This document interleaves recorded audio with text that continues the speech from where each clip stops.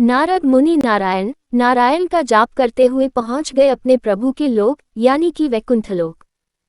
वहां शेष शैया पर भगवान विष्णु विश्राम कर रहे थे और विष्णुप्रिया भगवती लक्ष्मी चरण कमल चापन में मग्न थीं। नारद मुनि थोड़ा ठहरे, फिर सोचा कि प्रभु के विश्राम में विघ्नकारक न बन जाऊं, इसलिए चुपचाप चल पड़ने को उद्यत हुए। प्रभु को अपने भक्त का इस तरह से जाना नागवार गुजरा और उन्होंने नारद मुनि को रोका। प्रणाम निवेदन के बाद नारद मुनि ने अपने आने का उद्देश्य बताया। प्रभु, धरती पर इंसान त्राही त्राही कर रहे हैं। हर जगह भूखमरी, महामारी, विस्फोट, गरीबी जैसे रावण अपने 10 मुंह खुले इंसानों को अपनी उद्राग्नि में भस्म करने को तैयार खड़े हैं। प्रभु, आप तो प्रत्येक युग में इंसानों की रक्षा के लिए धरती पर अवतरित होते हैं, फिर कलयुग आपके स्नेह से वंचित क्यों हैं? देवर्षि, हम कलयुग में भी मृत्युलोक पर अवतरित होंगे, पर अभी सही वक्त नहीं आया है। कलयुग को थोड़ा सा इंतजार और करना होगा, भगवान ने सांत्वना देते हुए कहा। प्रभु, तब तक तो देर हो जाएगी, धरती नष्ट हो जाएगी, आपको अभी ही कुछ करना होगा। पर नारद मुनि भी जानते हैं कि प्रभु ब्रह्मा जी के बनाए नियम में उलटफेर नहीं कर सकते। वे अपने निश्चित वक्त पर ही अवतरित होंगे, लेकिन समस्या का समाधान भी जरूरी है। आज्ञा लेकर भगवती ने निवेदन किया कि तब तक वो और गणेश जी धरती पर जाकर मनुष्यों को धन और बुद्धि दे आते हैं, जिससे कुछ हद तक तो उनके संकटों का निवारण हो जाएगा। ब्रह्मा जी को भी इस प्रस्ताव पर कोई खास आपत्ति नहीं हुई, बस उन्होंने इतना भर कहा कि सब कुछ ठीक नहीं करना, क्योंकि तब प्रभु का अवतार कैसे होगा।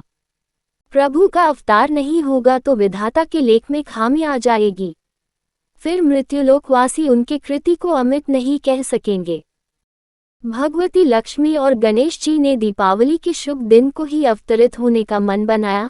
इसी दिन वो अपने भक्तों की परेशानी को दूर करके अपने अपने धाम लौट जाएंगे। उन्होंने ऐसा विचार कर लिया। दीपावली के दिन में तो उनकी पूजा हुई नहीं, वो आए और लौट गए। लोग एक दूसरे से मिलने में, अपने अपने तोहफों को अच्छा बताकर दूसरों के तोहफे घटिया बतलाने में व्यस्त थे और इसी में रस पा रहे थे। दोनों अपना समूह बनाकर लौट गए। नारद जी ने उन्हें बताया कि पूजा तो रात को होती है, इसलिए आप दोनों रात को ही जावें। रात गए वे दोनों धरती लोक पर उतरने को तैयार हुए, पर ये क्या, बाहर से ही वायुमंडल प्रदूषित हो चुका था। सांस लेने में काफी तकलीफ हो रही थी। आकाश मार्ग धूल धुएं से अटा पड़ा था। जैसे तैसे बहुत मुश्किल से उन्होंने यात्रा जारी रखी और वो डर भी रहे थे कि जाने धरती निवासियों पर किस दानव ने आक्रमण कर दिया होगा। खैर, जैसे जैसे वो निकट पहुंचते गए, परेशानी बढ़ती गई। अब तो आग के गोलों से भी सामना करना पड़ रहा था। कानों को फोड़ती आवाजें, आगे के गोले, दम निकालता धुआं। एक बारगी तो उन्हें महसूस हुआ कि पृथ्वी पर 5वां विश्वयुद्ध छिड़ चुका है। खैर, जैसे तैसे करके वे धरती पर पहुंच ही गए। वे सोच रहे थे कि ऐसे माहौल में जब उन्हीं के लिए इतनी मुश्किलें हो रही हैं तो बेचारे इंसान कैसे जिंदा होंगे। पर धरती पर आकर पता चला कि ये सारा तमाशा इंसानों ने खुद ही खड़ा किया है।